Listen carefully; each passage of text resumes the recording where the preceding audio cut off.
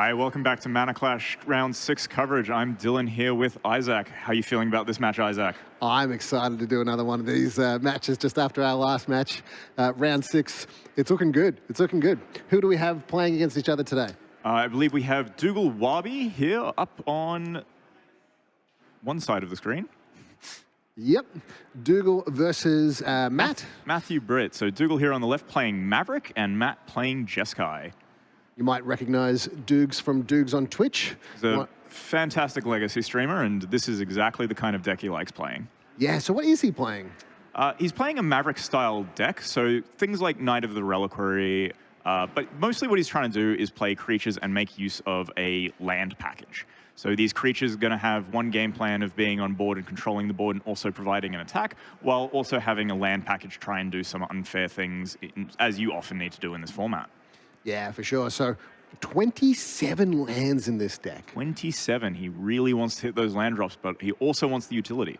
Karakas being one of the points he spent as well is a very powerful card.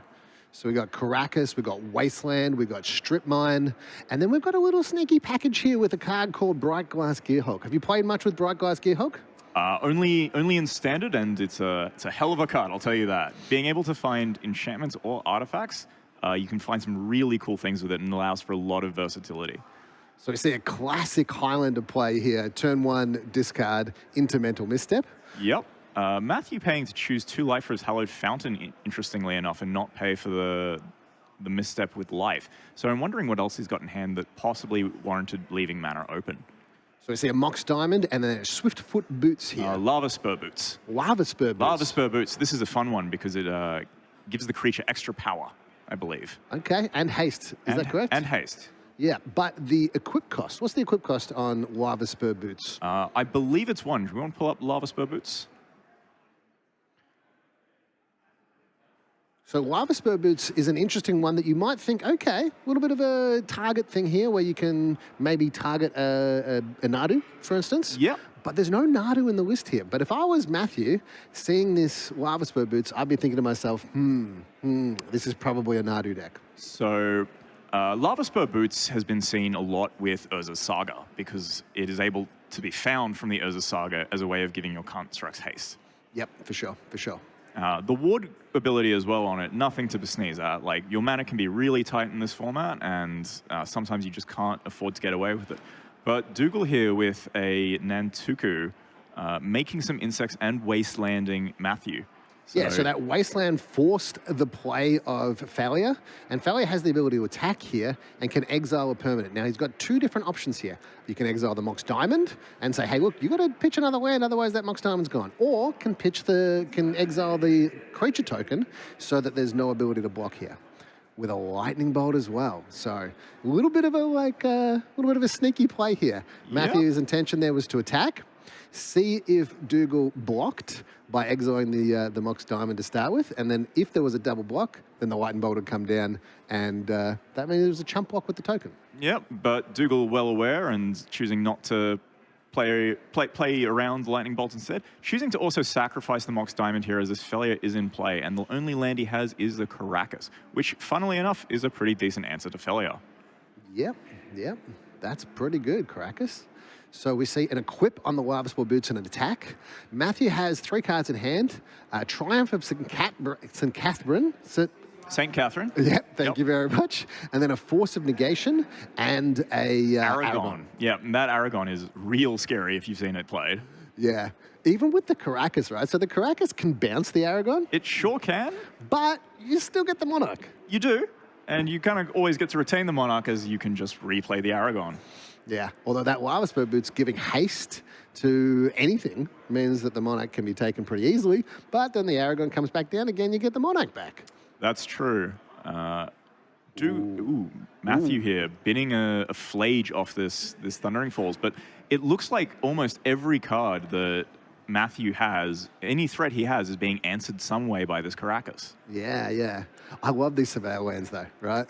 The Surveil land being able to put the Flage in the bin or be able to put more fuel in the bin in order to be able to exile those cards in order to get the Flage back. Flage, still good, even with the Karakas in play. That's true. Just being able to get that helix as well, and eventually it's going to start going at Dougal's face and changing the clock quite a bit.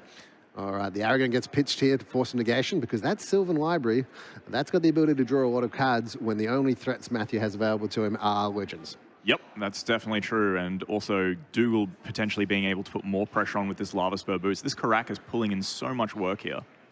Yep, so will we see a attack preempted by the Caracas? Yep, okay. And then we have a pass the turn here. Matthew having drawn the Spell Snare here, turn late for that Sylvan Library, but maybe it can snag something else that comes on its way down. Dougal tapping 2 here for a... Grizzly Salvage. This is an awesome card here. So it's not a Grizzly, it's something the Bog, I believe. It's very similar. Ooh, yeah. So one of the few draw spells you get access to in black-green. Yeah, black-green Impulse. Pillage the Bog. Pillage the Bog, yep. So failure at end of turn. You notice, though, that Dougal is losing a bit of life here due to that Pain Land. So Nurturing Peatland is a Pain Land. Yep. Costs 1 life every time you tap it. And in order to keep that Caracas open, Dougal's having to tap that and is down to 13 life, although Matthew is sitting at 10 right now. Dougal's drawn a Strip Mine here, which looks very good given that Matthew is having a bit of trouble with his mana. Also has in his hand an Invert Polarity. I really hate that card, I've got to say. Why do you hate that card, Kikkawa? That's a story for another time, but I always lose coin flips. Yeah, fair enough. So floated some mana there, which wasn't relevant, but you always got to float the mana in these kind of situations. Ever since there's no longer any mana burn, there's no reason not to. For sure. And then Sylvan Safekeeper down. Oh, this is a blast from the past, Sylvan Safekeeper. Maybe we'll bring up the text on Sylvan Safekeeper, but it's got some interesting abilities that interact with a couple different cards. Yeah, so it gives you the ability to sack a land and give target creature Shroud until end of turn, basically meaning you can use your lands to change, remove anyone's removal spell, basically, and interact with it on that level. Yep. So Dougal choosing to sack the Nurturing Peatland to draw a card, but by the look of it, trying to end this game a bit faster. This single token that was produced by this Nantuko a while ago is pulling a lot of work. Now, you're going to have to explain this to me. Sylvan Safekeeper is kept back there. Why is that, Kikkawa? Why do you reckon that might be the case? I think the case is that he didn't want to attack into Ophelia, even though he had the ability to leave open the Caracas. I think he just wanted to resolve this Savine's Reclamation to get back a Wasteland and really take off mana, because that's where he was struggling. He had all these cards stuck in his hand and just couldn't get there. Wow. Very... So Matt packs it up after being Wastelanded there. Yeah, well, Wastelanded, Strip Mined, and then the third Strip Mine was the one that really caused the nail in the coffin. Yeah, I'm never a fan when I get Wastelanded three times in one game, that's for sure. Like, let alone Strip Mined. Yeah. So what do you think we're looking for sideboard-wise here? Yeah, so this is really interesting from Matthew playing this Jeskai list. There's a couple of different cards that you might want to bring in. So you might want to bring in Grafdigger's Cage to stop things like Natural Order if you think that that's going on. You might want to bring in some kind of Null Rod if you're thinking that the Mox, as well as maybe some other artifacts like the Lava Spur boots, or if you think that there's some kind of interactions with Nadu, you want to be maybe playing around that. The card that sticks out to me in the sideboard that I think is going to come in is Wrath the Skies. Wrath the Skies. So this is going to give Matt the ability to Wrath basically the board for pretty cheap, which is going to clean up all of Dougal's Moxen and one-drop creatures or anything else he so chooses at the time. Yep. So I think that can be very powerful, and we can even see Matthew looking through a sideboard, bringing it to the front, because it doesn't look like he has a lot of cards, to be honest. Yep, white, and X. You get X energy, and you may pay any amount of energy, then destroy each artifact, creature, and enchantment with mana value equal to the amount of equal to or less than the amount of energy you paid. Very good at dealing with Urza's Saga in all respects. Yeah. Especially if you've picked up on that Lava Spur boots, and you've said, you know what, I actually think that it's not Nadu, and instead I think it's an Urza Saga play. I think that's probably a thing you can infer based on some of the cards Dougal's playing as well, such as Inquisition of Koziliki that he played on turn 1, usually seen out of the more grindy mid-range fair decks as opposed to the more combo-oriented mid-range decks. For sure. And what do you have for Dougal siding in? So at the top of this list, I see a choke. Ooh. So Yeah, I reckon Choke's getting straight in there, already going to be disrupting the mana with that waste and strip mine. Let's add a Choke to that. Yeah, Choke is so good at dealing with these blue mid-range decks. It's so hard for them to answer an enchantment, especially one like that.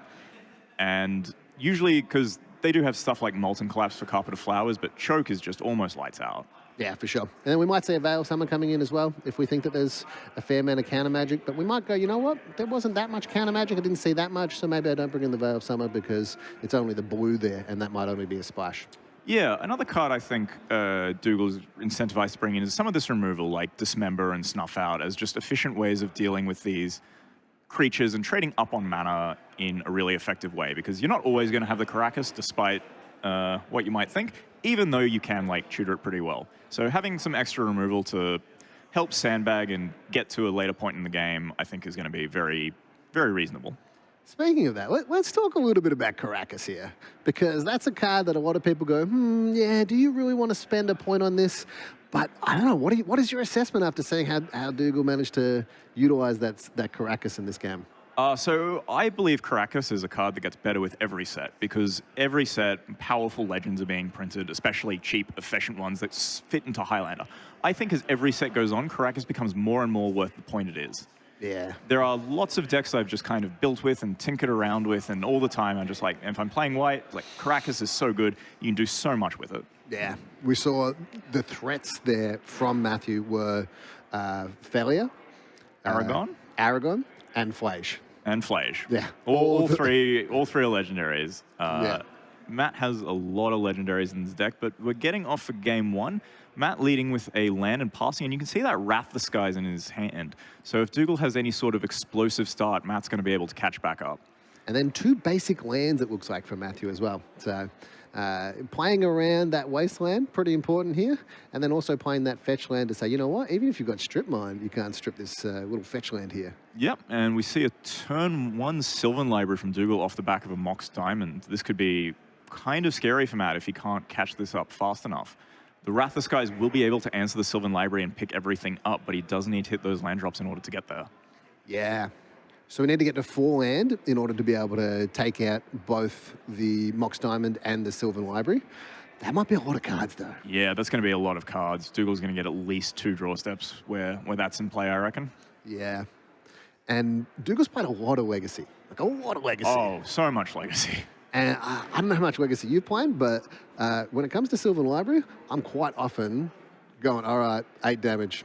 Put these cards in my hand. Let's attack my own life total and get my cards up to maximum. There is a story from the early days of Magic testing where Sylvan Library was in play. Richard Garfield had played a Sylvan Library against his opponent and then just took 8 damage and drew 2 cards, and his opponent just went, oh, that's what this card can do. And it just really opened his eyes in terms of how powerful this card was. Yeah. That card was printed back a long time ago in Legends. Oh, yeah. And still is a powerhouse, although less played these days. Yeah, and Matthew drawing the Spell Snare a turn late, obviously, but being able to follow it with an Ajani is quite powerful. This card is very strong and very efficient for what it does. Another legend. Yeah, another legend, though. But if he can flip it before the Caracas comes down, Ajani could do a lot of work. Another thing he does get to do, if he so chooses, is he has the Wrath the Skies, so he can actually cast it for 0, kill his own cat warrior, and flip his Ajani. Ooh, very spicy, very spicy. Not just that, he gets to clear up the Mox Diamond. Oh, yeah. Oh, yeah.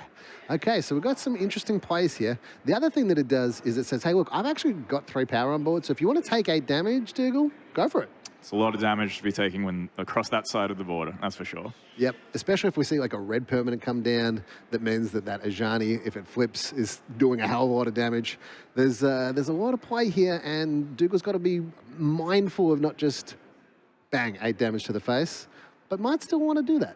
So it looks like he's put a fetch land, a strip mine, and a life from the loam back on top. So he's going to lead with the strip mine and cast a choke. Oh no, this is devastating for Matt. No. Oh. Both his sources, and he's going to have to try and ride this Ajani by the looks of it. Yep. And with that strip mine down there as well, Matt knows he's not particularly safe from getting non-islands. Yeah, so that basic island coming down there and saying, look, I'm going to play around this wasteland by playing this basic island, play out this Ajani, and then, choke. Oh, no. Oh, no. And just for good measure, Dougal had the strip mine instead of the wasteland.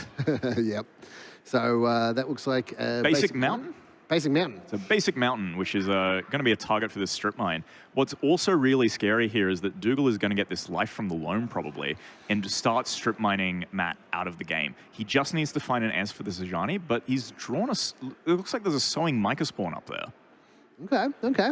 I'm still on Team Ajani here. Like, come on, get there, baby. Look, I'm always favoring the beatdown, but might be a bit difficult for him to get. But Dougal is taking 4 damage here. Looks like he wants to fetch and develop this Micah spawn this turn. All right, so down to 11 it looks like, versus 19 from Matthew. So Matt's not really in any danger of dying to life. What's going to be his downfall here is not being able to play any more spells and then just getting attacked even for 1 damage over the space of 19 turns. Yeah, I think Dougal's plan right now is to form some sort of strip lock and keep Matt out of the game entirely. Yep. But if that Ajani manages to flip... It could be really problematic for Dougal, but Matthew needs to find a way to flip it first. That is true. That is true. But what we could see from Matthew's side is that we might see a couple of fetch lands in a row. So a fetch land into play means that you can't actually target with strip mine, because if you target with strip mine, then they crack and are able to then get another land out, and then you have to get the strip mine back, and then you have to strip the land again. And so having a couple of fetch lands in a row might mean that we get to that white in play in order to pay the just the regular cost and flip the Ajani. But sowing Micah spawn, finding Caracas again. Matthew's deck feeling its like weakness to Caracas here. It answers so many creatures. This Caracas is just really showing the powerhouse and the deck construction that Dougal has put into his deck. He's clearly thought about it a lot, and I think a very wise choice to put Caracas in a deck of this sort of style. Yeah, paying the point for Caracas, but also paying a point for crop rotation. Yeah, he really wants to find it. He's also got 2 points on Demonic Tutor. So he's really, really happy to have Caracas in the deck, because the games it's good, it's insane.